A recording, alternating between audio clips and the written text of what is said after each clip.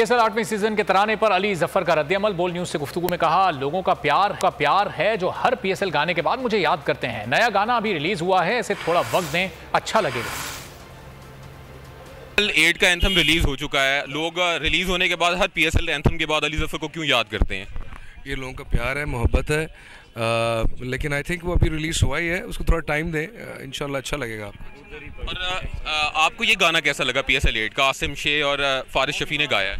यार मैं आसिम, फारिस और शे गिल इन तीनों का बहुत फ़ैन हूँ, तो वो जो भी चीज़ करते हैं अच्छी होती है। और भाई कब तक हाजिर है? भाई हमेशा हाजिर है सबके लिए।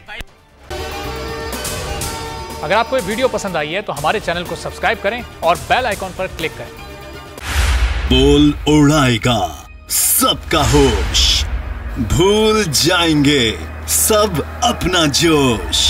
देखिए पाकिस्तान की सबसे बड़ी PSL ट्रांसमिशन सकलैन मुश्ताक, रमीज राजा, सुहेब अलवी, जमील फारूकी और फहीम खान के साथ खेल का जुनून रोजाना रात 11 बजे सिर्फ बोल न्यूज पर। सब्सक्राइब करें और बेल दबाएं ताकि कोई खबर रह न जाए।